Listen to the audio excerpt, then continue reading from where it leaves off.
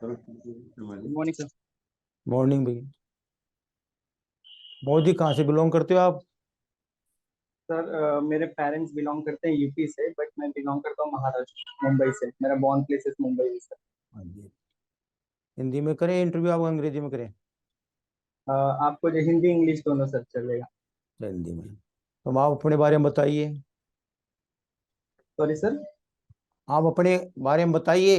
हाँ हाँ। मेरा नाम मुकेश। पहली बात सर, मुझे ये अपॉर्चुनिटी मिली, इसके लिए धन्यवाद सर। मेरा नाम मुकेश ब्रिजेंद्र मणि दुबे है। मैं हम्म। 26 साल का हूँ। मैं बेसिकली मैं डोंबिवली में रहता हूँ सर। मेरा जन्म मुंबई में हुआ है। और मेरा जो एजुकेशन क्वालिफिकेशन है, मैंने ग्रेजुएशन किया है बीकॉम से। बीकॉम से मुंबई यूनिवर्सिटी से। उसके बाद सर मुझे जॉब एक्सपीरियंस भी है, मुझे 1.5 साल का एक्सपीरियंस है सर। क्यू कनेक्ट में as a Kotak 811 digital account है, उसमें मैंने काम किया है प्राइवेट कंपनी में। उसके बाद सर मेरे फैमिली में टोटल 5 मेंबर हैं। मेरे पिताजी, मैं, मेरे माताजी, मेरे भाई और बहन। अभी और मेरी जो और मुझे कुछ एडिशनल क्वालिफिकेशन भी है सर। मैंने MSc IT, टैली, ERP9 और इंग्लिश टाइपिंग भी किया है 30 के स्पीड से। हाँ जी। मेरी हॉबीज के बारे में मुझे जब भी मुझे एक्स्ट्रा टाइम मिलता है सर, मैं दोस्तों के साथ क्रिकेट खेलने जाता हूँ या फिर क्रिकेट देखता हूँ सर। ये मेरे ऑल अबाउट माई सेल्फ है सर। बीकॉम में आपके क्या क्या सब्जेक्ट रहे हैं? बीकॉम में सर बेसिकली अगर मैं बीकॉम में बात करूँ तो सब्जेक्ट होते हैं FA, कॉस्ट अकाउंटिंग होते हैं। इसके बाद जो मेन बुक कीपिंग में होते हैं, बैलेंस शीट वगैरह होता है, ट्रायल ट्रायल बैलेंस होता है। इसके बाद बैलेंस शीट में चाहिए तो मैं आपको समझा सकता हूँ क्या होता है। उसके बाद क्योंकि मैंने वो सब चीज वहां से पढ़ा हुआ है, और ये सब चीज बैंक में बहुत जरूरी होती है सर। महाराष्ट्र में कितनी आरआरबी है? महाराष्ट्र में 2 RRB है सर, एक महाराष्ट्र ग्रामीण बैंक है और एक विदर्भ कोकण ग्रामीण बैंक। हाँ जी। आपकी स्ट्रेंथ और वीकनेस बताइए। सर मेरे स्ट्रेंथ है कि मैं बहुत ही ऑनेस्ट हूँ। मैं अपनी ड्यूटीज और रिस्पॉन्सिबिलिटी को लेकर बहुत ही हम्म। पंक्चुअल रहता हूँ।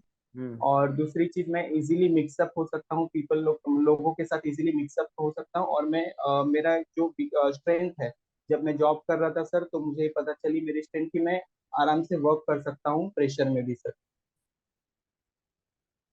ये मेरे वीकनेस? स्ट्रेंथ है। और मेरे weakness है सर कि कभी भी जैसे मैं कोई काम लेता हूँ ना सर, थोड़ा एक्स्ट्रा टाइम लेता हूँ कोई भी काम करने में, क्योंकि इससे मैं एकदम परफेक्ट वे में करता हूँ।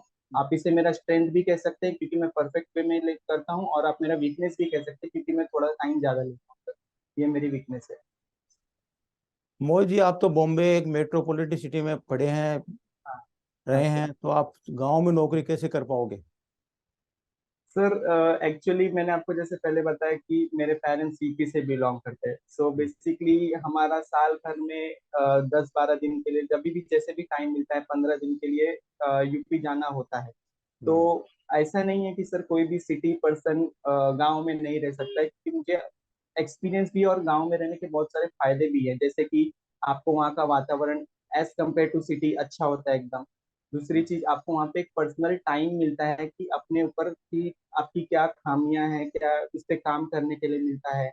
और बेसिकली वहाँ पे क्राउड भी कम होता है, तो वो एकदम एक टाइप का शांति होता है सर। मतलब वहाँ पे एज कम्पेयर टू, ये मेरा पर्सनल ओपिनियन है सर। और मैं इजीली मिक्सअप इजीली मैं सेटल हो सकता हूँ सर विलेज में कहीं पे भी, क्योंकि मुझे विलेज का भी एक्सपीरियंस है रहने का, और गाँव का भी, सिटी का भी है सर, क्योंकि मैं पेरेंट्स के साथ जाता रहता हूँ विलेज, इसलिए।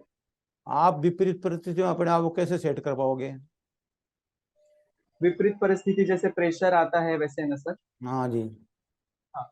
एक्चुअली आपको मैंने पहले भी जैसे कि कहा है कि सर मुझे जॉब एक्सपीरियंस है, और उस टाइम पे हमारे जॉब में क्या होता था सर कि जैसे कि अगर कस्टमर्स के कॉल आते थे बहुत सारे, IMPS के रिगार्डिंग, फाइनेंशियल ट्रांजेक्शन के रिगार्डिंग, चेक डिमांड ड्राफ्ट के रिगार्डिंग कस्टमर्स के कॉल आते थे, हमें वो कस्टमर की कंप्लेंट सॉल्व करने पड़ते थे कॉल पे और मेल पे भी कभी कभार। और उस टाइम पे सर बहुत कॉल्स आते थे, एक एक दिन में मैंने 90-90 कॉल, 100-100 कॉल लिए सर, जो कि ये बहुत ही टफ काम होता है। तो प्रेशर में सर मुझे पता है कि कस्टमर एग्जैक्टली मुझसे क्या चाह रहा है। कस्टमर को एग्जैक्टली मेन सॉल्यूशन चाहिए कि उसका जैसे कोई अमाउंट डिडक्ट हुआ है, क्यों डिडक्ट हुआ है। अगर हम घुमा फिरा कर बात करेंगे ना, तो उसमें हमारा ही लॉस होगा। एक तो कस्टमर सेटिस्फाई नहीं होगा, दूसरी चीज अगर कस्टमर सेटिस्फाई नहीं होगा तो हमारा ही लॉस होगा। तो बेसिकली मुझे पता है कि कस्टमर को कैसे इम्प्रेस करना है, कस्टमर को कैसे सेटिस्फाई करना है, क्योंकि मैंने वर्क काम किया है सर। अंडर प्रेशर भी वहाँ पे मैंने बहुत काम किया है सर। वहाँ पे मैंने अचीवमेंट भी बहुत हासिल किया है सर। तो आप आरआरबी के बारे में क्या जानते हो? सर बेसिकली मैं आपको पहली बात तो सर फर्स्ट आरआरबी जो है 26 सितंबर 1976 1976 5 को आया था। आरआरबी एक्ट 1976 के अंतर्गत। और फर्स्ट आरआरबी प्रथमा बैंक है, प्रथमा ग्रामीण बैंक, जिसको अभी फिलहाल के लिए पंजाब नेशनल बैंक स्पॉन्सर कर रहा है। ये हो गई पहली चीज। दूसरी चीज सर ये है कि टोटल जो आरआरबीज है हमारे इंडिया में 43 आरआरबीज है, और सबसे हाईएस्ट आरआरबी यूपी की है। उसके बाद सर इसमें कुछ शेयर मतलब इसमें कैपिटल्स भी डिवाइड किए गए हैं, जैसे कि सेंट्रल गवर्नमेंट का 50% है। उसके बाद जो स्टेट गवर्नमेंट का होता है वो 15% का होता है। उसके बाद जो स्पॉन्सर बैंक का होता है वो 35% का होता है। और दूसरी चीज सर जो हमारे आरआरबी के फादर है श्री एम विश्वनाथन है, विश्वनाथन जी है। और इसकी जो कमिटी है, मतलब जो कमिटी के रिकमेंडेशन पे बनी हुई है आरआरबी, वो नरसिम्हन कमिटी के रिकमेंडेशन पे बनी हुई है। और जो हमारे एम स्वामीनाथन है सर, वो ग्रीन रेवोल्यूशन के फादर जाने जाते हैं। और वो फादर इसलिए हैं आरआरबी के क्योंकि उस टाइम पे वो Indian council of agriculture research के वो हेड भी थे 1972 से लेके 79 तक। और प्रथमा बैंक के साथ और भी 4 बैंक का मीन्स उद्घाटन हुआ था, जो कि मैं आपको चारों बैंक बता सकता हूँ। एक है गौर ग्रामीण बैंक, दूसरा है हरियाणा क्षेत्रीय ग्रामीण बैंक, उसके बाद तीसरा है राजस्थान जयपुर जयपुर आंचलिक ग्रामीण बैंक है। और चौथा सर चौथा नाम याद नहीं आ रहा है। ये है। और इसमें अभी फिलहाल के लिए अगर मैं आपको अभी रिसेंट अपडेट बताऊं ना सर, आरआरबी का अमेंडमेंट आरआरबी का अमेंडमेंट एक्ट 2015 भी अभी बना है। चाहिए तो मैं आपको सर इसके बारे में डिटेल्स में बता सकता डिफरेंस बिटवीन कॉमर्शियल बैंक और आरआरबी? हूँ। बेसिकली सर जो कमर्शियल बैंक होता है ना वो बैंकिंग रेगुलेशन एक्ट 1949 के अंतर्गत उसमें जो भी सेक्शंस होते हैं उसमें जो भी ये सब लागू होते हैं। कमर्शियल बैंक में इंक्लूड होते हैं आपके प्राइवेट सेक्टर बैंक हो गए, आपके पब्लिक सेक्टर बैंक हो गए, ये सब इंक्लूड होते हैं। फिर उसके बाद जो मेन जो इनका जो कमर्शियल बैंक का जो स्ट्रक्चर होता है ना, इनका जो स्ट्रक्चर होता है ब्रांच बैंकिंग स्ट्रक्चर होता है। ठीक है। और ये कहीं पे भी स्थित होते हैं, जैसे कि पब्लिक सेक्टर बैंक हो गए, प्राइवेट सेक्टर बैंक हो गए, ये सिटी में भी है। और ये इन्हें अगर कभी भी कोई जैसे कि स्कीम लॉन्च करनी पड़ती है, मैं आपको मेन डिफरेंस बता देता हूँ। जो आरआरबी है ना, जैसे कि आप नाम में ही सर लिखा हुआ है रीजनल रूरल बैंक, मतलब ये विलेज के लिए काम करते हैं, रूरल डेवलपमेंट के लिए काम करते हैं। पहली चीज हो गई। दूसरी चीज, वहां पे भी है प्राइवेट सेक्टर बैंक, लेकिन क्या होता है कि जैसे आप कोई स्कीम लॉन्च कर रहे हो, आप पब्लिक सेक्टर बैंक को, मैं आरआरबी हूँ, आप कोई स्कीम लॉन्च कर रहे हो, तो आप पूरे इंडिया को एज अ वन पर्सन लेके स्कीम लॉन्च करोगे।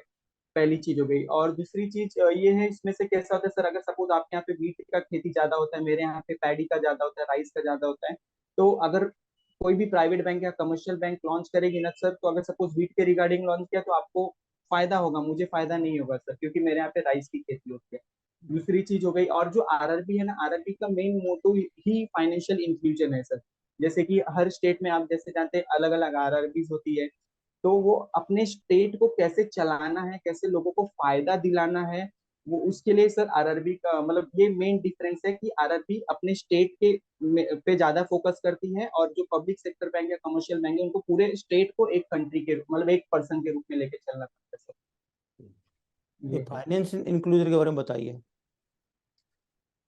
बेसिकली सर फाइनेंशियल इंक्लूजन 2003 में आया था। और हमारे जो वीवी रेड्डी साहब है, वीवी रेड्डी जी हैं, जो कि आरबीआई के गवर्नर रह चुके हैं, उन्होंने ये फर्स्ट टाइम ये वर्ड का यूज किया था बैंकिंग सेक्टर में। हम्म। इसमें क्या होता है बेसिकली फाइनेंशियल इंक्लूजन, ये नाम ही रहता है सर कि मतलब आप इसका मतलब होता है जैसे कोई अंडर सर्व्ड एरिया हो गया, कोई अनबैंक्ड एरिया, मतलब अनबैंक्ड एरिया जहाँ पे बैंकिंग की सर्विस नहीं पहुंच रही है, उस एरिया को वेरीफाई करना और वहां पे अपनी ब्रांचेस ओपन करना, लोगों को जागरूक करना कि सर कि ये फायदे होते हैं अकाउंट होने को, मतलब इन शॉर्ट लोगों को बढ़ावा देना सर जहाँ पे डेवलपमेंट नहीं हुआ है। इसके लिए दो चीजों का निर्माण भी किया है, जो कि एक स्मॉल फाइनेंस बैंक है और एक पेमेंट बैंक है सर। अच्छा, जनधन अकाउंट के बारे में बताइए आप। ठीक है। पहले जनधन अकाउंट से पहले मैं आपको पहले बताऊंगा सर कि जनधन जो अकाउंट है प्रधानमंत्री जनधन योजना, उसके उसके पहले सर इसका नाम हुआ करता था BSBDA, basic saving bank deposit account. उसके भी पहले इसका नाम हुआ करता था no frill account. No frill account पहली बार 2005 में आया था। 2012 में BSBDA आया। फिर 2014 में सर जनधन योजना आया। इसमें क्या होता है कि सर सभी के पास सेविंग अकाउंट होना चाहिए, इनका मेन मोटो है। दूसरी चीज सर, इसका एक लाइन है, थीम लाइन या फिर टैग लाइन आप बोल सकते हैं कि मेरा खाता भाग्य विधाता। इसमें सबके पास अकाउंट होना चाहिए। और रिसेंटली जो भी अगर सपोज कोई भी गवर्नमेंट बेनिफिट दे रहा है या फिर कुछ DBT के जरिए ट्रांसफर कर रहा है, तो डायरेक्टली अकाउंट से लिंक होके आ जाते हैं। जैसे कि एग्जाम्पल देता हूँ, कोरोना के टाइम पे सर सभी को 500 रुपए की मदद की थी। तो फिर उसी के जरिए गवर्नमेंट अपनी मतलब जो भी बेनिफिट जो भी मदद करना चाहता है, ये अकाउंट के जरिए मदद कर सकते हैं। पहली चीज हो गई। दूसरी चीज क्या होती है सर, इसमें आपको ओवरड्राफ्ट फैसिलिटी मिलती है 10,000 रुपए का। अगर इसमें आपको एक्सीडेंटल इंश्योरेंस भी मिलता है, अगर सपोज आपका एक्सीडेंट हो जाता है अनफॉर्चुनेटली या फिर किसी का भी, तो आपको 2 लाख का इंश्योरेंस मिलेगा। अगर आपका नॉर्मल डेथ होता है सर, तो आपको 30,000 का इंश्योरेंस कंपलसरी मिलेगा। ये हो गई मेन चीज सर। इसमें हम 1 लाख तक का डिपॉजिट कर सकते हैं। 10,000 रुपये मतलब ATM से सर विड्रॉ कर सकते हैं। और बेसिकली सर यही है जनधन योजना का सर। तो मोहित जी, आज बैंकिंग रिलेटेड NPA एक बहुत बड़ा मुद्दा है, हाँ बहुत बड़ा हाँ चैलेंज है। उसकी हाँ रिकवरी सर। के तरीके बताइए आप हमारे को। पहली बात, रिकवरी करने से पहले मैं आपको पहले बता देता हूँ NPA क्या है। NPA मतलब होता है नॉन परफॉर्मिंग एसेट। नाम में ही सर आपको नॉन परफॉर्मिंग लिख रहा है, मतलब ये बैंक के लिए कुछ बुरी चीज है। हम्म। और ये जो NPA बढ़ते हैं ना सर, इस पे बहुत सारे इफेक्ट आते हैं बैंक्स में। जैसे कि आपका प्रॉफिट कम हो जाएगा, आप कोलैप्स होने के कगार पर आ जाओगे। हम्म। तो इसको जो कम करने का मतलब, इसे बहुत जरूरी होता है सब कम करने के लिए। जैसे कि बैंक के पास बहुत सारे ऑप्शन है। एक होता है नेशनल लोक अदालत जा सकता है, सरफेसी एक्ट के जरिए अपने पैसे को रिकवर कर सकता है। कॉम्प्रोमाइज कर सकता है बोरोवर के साथ कि भाई अगर आपका 2 लाख का लोन है तो मुझे एटलीस्ट अगर आप 1 लाख पे भी अगर आप एग्री हो रहे हो, तो उससे तो सर पूरा तो NPA कम नहीं होगा, लेकिन थोड़ा तो NPA बैंक का कम हो जाएगा। और कुछ नहीं से अच्छा अगर वो नहीं देगा सर, तो पूरा लॉस हो जाएगा। कुछ नहीं से अच्छा सर एटलीस्ट थोड़ा अमाउंट तो आ रहा है, एटलीस्ट थोड़ा वो NPA कम हो जाएगा। और अब मैं आपको बताता हूँ सर नेशनल लोक अदालत के बारे में। ये 3 वे होता है जिससे NPA हम कम कर सकते हैं बैंक का। ठीक है। और जो पहली बात, जो नेशनल लोक अदालत होता है सर, नेशनल लोक अदालत में क्या होता है कि ये ऑन द स्पॉट डिसीजन सुनाते हैं। जैसे नॉर्मल कोर्ट होता है सर की तारीख पे तारीख देते हैं, तो इसमें सर ऐसा नहीं होता है सर। इसमें आपको डायरेक्टली ऑन द स्पॉट मतलब ये सॉल्यूशन देते हैं। ठीक इसमें है क्या होता है जैसे कि ठीक है हाँ। ठीक है मोहित जी, ठीक है आप सर। बोलिए। Yes, welcome, Mr. Mohit. You are Mr. Mohit or Mukesh sir, Mukesh? Mukesh Because your name appearing Mukesh here is Mukesh. Mr. Mukesh Dubey. Yes sir, Mukesh. So you are Mukesh or Mohit? See, what's Mukesh your good Mukesh name? Dubey. Mukesh, right. Okay, okay. Mukesh Dubey sir, yes sir. Yes, your मोहित आ रहा हमारे पास। yes, Mukesh is your correct अच्छा name. अच्छा। Okay, okay, okay. Where हाँ, do you originally belong to? basically I'm originally belongs to Mumbai, but my Mumbai. parents belongs from UP. Yes sir. See, this there is a paradox here. You belong to Bombay. Your parents are belonging to some where from in UP? Allahabad, Pratapgarh. Allahabad, Pratapgarh. Why Yes Pratapgarh yes. is famous? Sir, there are the first of all, Pratapgarh is it is known as a police headquarter.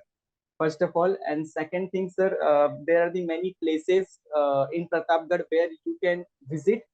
Yeah. You know, first of all, Belha Devi Mata, and after that sir, you know that the name Ganga Mata. Hmm. Okay, after that there are the many famous thing to eat in the Pratapgarh, such as chola bhatura, and after that main thing, that is avla ka murabba. These are the famous thing in Amla ka Pratapgarh sir. murabba. Yes, yes. I just wanted to know about Amla.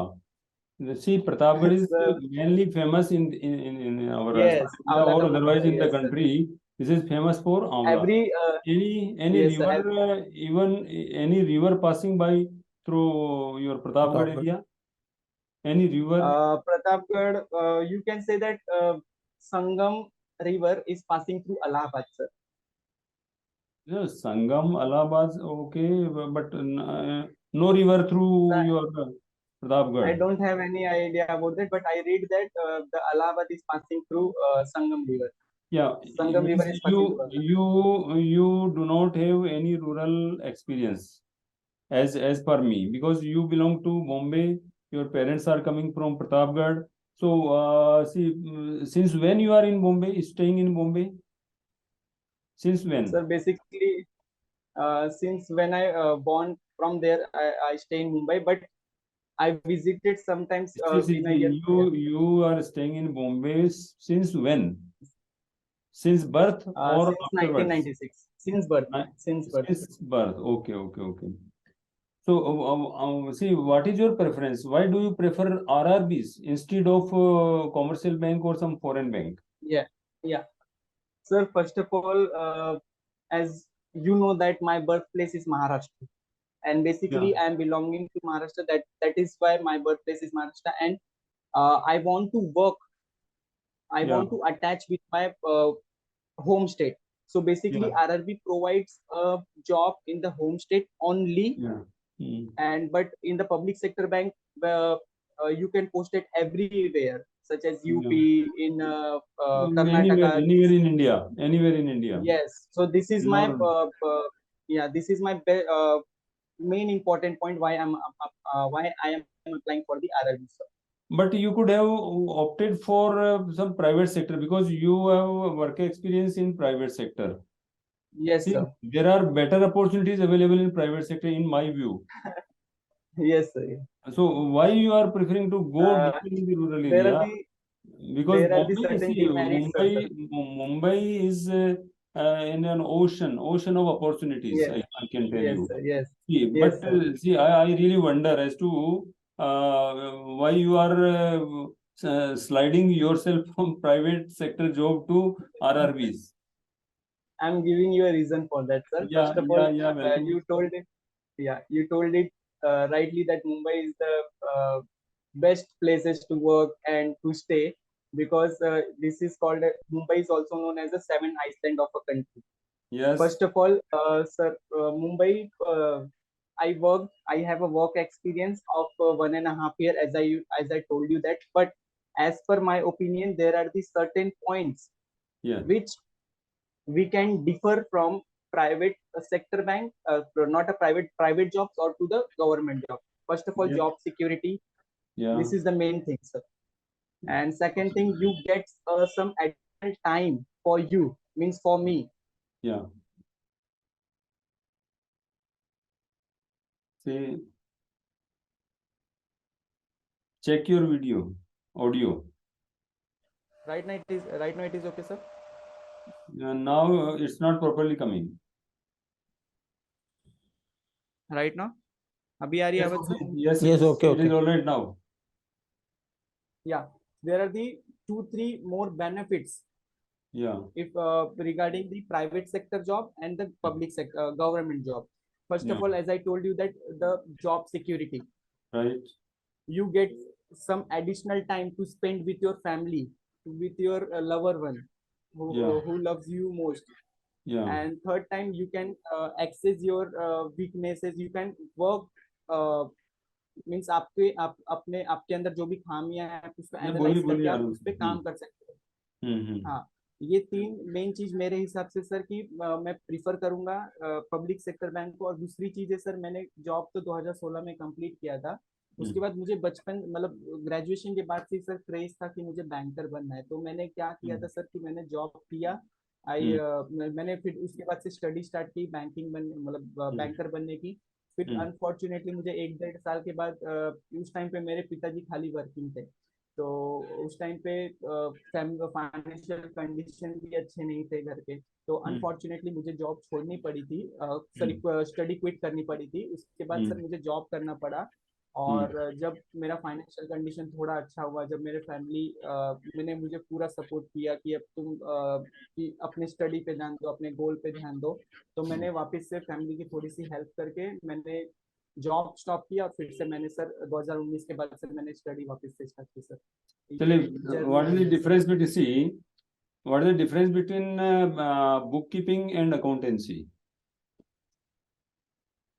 Book keeping sir includes the balance You sheet. you have been a student of commerce, I think, right? Yes, yes. Commerce, yes, BCom, yes. So what is the basic difference? Bookkeeping and Bookkeeping and accountancy. Accounting कह दीजिए, account. accountancy. Yes. Sir book keeping basically accounts, sir आप जानते हैं कि accounts बहुत तरह के accounts होते हैं उसमें, जैसे कि जर्नल हो गया, लेजर हो गया, ये सब अलग अलग तरह के अकाउंट होते हैं। लेकिन बुक कीपिंग क्या होता है सर, इसमें आप सर बेसिकली डिफरेंस मुझे पता नहीं है एक्चुअल डिफरेंस क्या है करके, तो मैं इसके बारे में जरूर पढ़ूंगा इंटरव्यू के बाद। हाँ, थोड़ा सा इसके बारे में जान लीजिए। देखिए, अभी हमारी इंडियन इकोनॉमी के बारे में आपकी क्या ओपिनियन है? फिलहाल के लिए सर हमारे इंडियन की इकोनॉमी, इन्फ्लेशन आप जैसे जान ही रहे हैं सर, इन्फ्लेशन हमारे अपर टॉलरेंस लिमिट जो आरबीआई ने सेट किया है उसके बाहर बढ़ता जा रहा है। पहली चीज है क्योंकि 6% आरबीआई ने सेट किया है, इसके ऊपर जाता है तो प्रॉब्लम होता है सर कंट्री को। जैसे कि आप देख ही रहे हैं, आपके आजू बाजू प्रोडक्ट्स के प्राइस बढ़ रहे हैं सर, जो भी खाने पीने के सामान है। तो बेसिकली कि इकोनॉमी फिलहाल के लिए अभी इंडिया की जो है लड़खड़ा रही है सर, अभी ट्रॉटिंग इकोनॉमी पे, मतलब ट्रॉटिंग इन्फ्लेशन चालू है सर। अगर 6% से लेके 10% तक होता है इसको हम ट्रॉटिंग इकोनॉमी बोलते हैं सर। और फिलहाल के लिए सर हम इसके बहुत सारे मेन रीजंस हैं, जैसे कि रशिया यूक्रेन का वॉर हुआ था। दूसरी चीज उसके बाद रशिया यूक्रेन का वॉर सर, ये मेन रीजन है हमारे जो covid you are forgetting. Covid main sir को। Yes sir, yes. एनीवे, ये ठीक है। Okay mister Mohit, see nice meeting. Yes, wish you all the best. Okay, sir. I have 2 to 3 doubts. Can I ask? क्या करना चाह रहे हैं? Sir मुझे डाउट है, 2-3 पूछ सकता हूँ? हाँ, बताइए। ये शर्ट ठीक है कि नहीं, लाइट इट्स में ऑल आता राइट। है कि ऑल राइट। आपका प्रेजेंटेशन भी ठीक है, बहुत बढ़िया है आपका प्रेजेंटेशन भी ठीक है, आपके रिप्लाईज भी ठीक है। थोड़ा सा जो है, जैसे आप ये रूरल जो है ना, उसमें आप थोड़ा सा अपने कंसेप्ट को क्लियर कर लीजिए।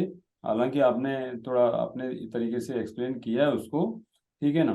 तो ये प्रश्न आपको पूछा जाएगा कि आप क्यों रूरल एरिया में जाना चाहते हैं, जबकि बॉम्बे में, देखिए बॉम्बे में तो, यानी मुंबई, जैसा मैंने कहा कि ओशन ऑफ अपॉर्चुनिटीज है। अरे ये टर्म मेरी अपनी अभी बनी है, ये समझिए आप, ठीक है ना। तो अपॉर्चुनिटीज प्राइवेट में ज्यादा हैं, आरआरबीज में तो you will be capped. I can tell we are bankers both and experienced bankers, right? And to the level of executives. So this may be asked to you, but you should make your concepts very clear, right? Okay then, once again, wish you all the best. Anything else? Yes sir, thank you. Anything else which you no want? Sir, कुछ problem है sir, बता दीजिए feedback के रूप में।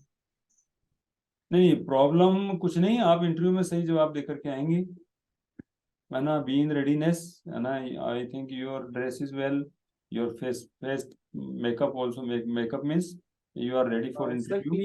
clean shave No, not needed at this junction of time. You be in your original shape. Okay. Okay, anything else? Anything else? No sir, no sir. Thank you. No. Okay, thank you very much.